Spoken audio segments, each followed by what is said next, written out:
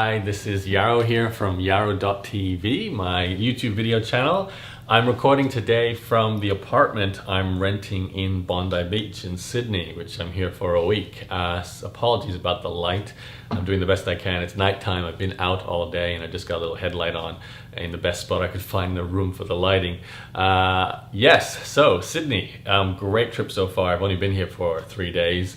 But I want to talk about today the first day I was here, or the first full day I had, which was spent at the Sydney TEDx event, so TEDxSydney. If you've never heard of TED, it's a conference held in the United States each year under the, I guess the slogan, the catchphrase of TED is ideas worth sharing or spreading. And these are basically short talks presented by experts in their field, usually the top people in their field, on pretty much anything and everything. The concept is good ideas, but it can be in science, in politics, in music, in literature, in art, in technology. The speakers come from all walks of life, and it's really all about variety, which is what I loved about this conference. I have to say TEDxSydney is the best conference I've been to because of the format of the conference. You get these 6 speakers each session, and it goes for 1 full day. So that's around about 18 to 20 different speakers.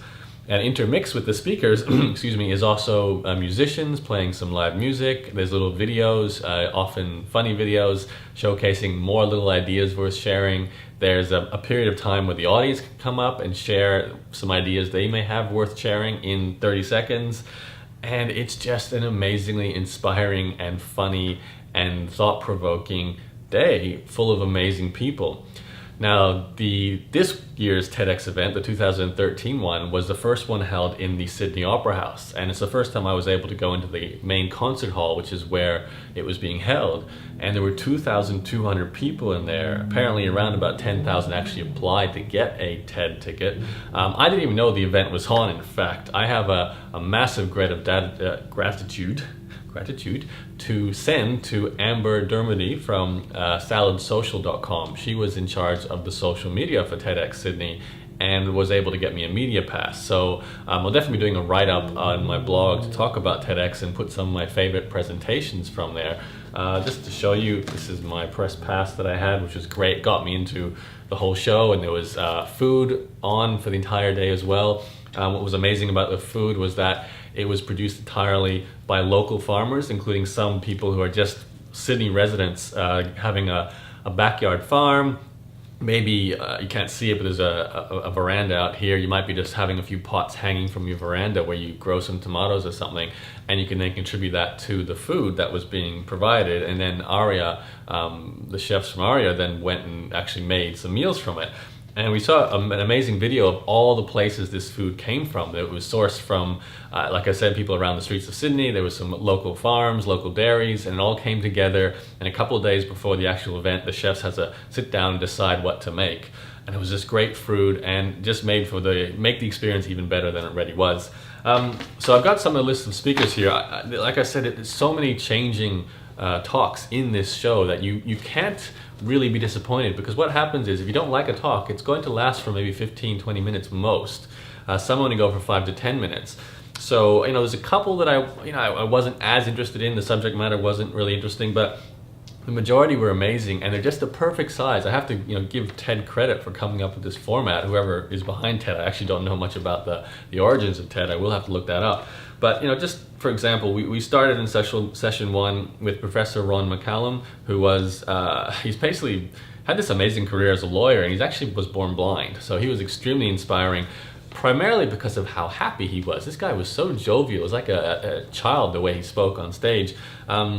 And a few other highlights. Jennifer Robinson, who's actually the lawyer for Julian Assange, was there. Not specifically talking about Julian Assange, but actually for the plight of West Papua, which is a political subject, obviously, and she introduced us to a leader of the Free West Papua, can't say that right, but the movement there to free the people there, and the leader was there. So it was like the Nelson Mandela of West Papua was there and spoke briefly in her presentation, all about, I guess, people's rights, and whether Indonesia is suppressing the people of West Papua, which according to the talk certainly they were. I'm not getting into the politics, but it was also inspiring to hear that story as well. there's so many other amazing stories. I personally liked a couple of the environmental talks were great. There was some people there doing amazing things for other people on the planet, like solving basic poverty issues, like having toilets being built and using the waste from the toilets in heat providing so that they don't have to burn other fuels which causes lung problems, and just some really smart, clever ways to connect the usage of resources that's currently being wasted to make it more sanitary and then to use it for fuel. Lots of great ideas that were coming out from people who are doing that around the world. So I was certainly inspired by that. Too many talks to go through. The great thing about it, as I said, was the constant change, and I was constantly stimulated. I laughed a lot, and it was just great to be in such a big venue. The Sydney Opera House is an amazing venue for this sort of thing, and I thoroughly enjoyed the day. It really, I have to say, it's probably the best conference I've been to because of the variety, because of the venue, because of the food, because of the amount of people there and the type of people there and the inspiration that I got from it. So if you get a chance to go to a TED Talk, I don't know if they'll be as big as TEDxSydney was, but TEDx events happen all around the world. There was recently one in Noosa before I left Queensland, and there's been one in Brisbane. I'm sure there's one in your hometown around the world, wherever you are, if your city is big enough. Or you could even apply to host one yourself. There are some criteria, of course, but I think it's well worth it. That's all I want to talk to you about today, because TED was huge and I want to devote this entire video to it. I'll do a blog post to go along with this. I want to share with you the TED Talks that I enjoyed the most. Hopefully they will be made available streaming. I'm not sure if they all are, but I will try and find the ones once they're uploaded and at least share one or two with you so you can check out what I got to watch in the Opera House during the day.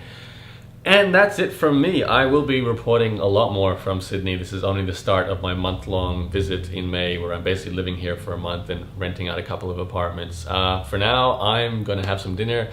I've been getting out on the beach during the day, is probably why I'm looking potentially suntanned.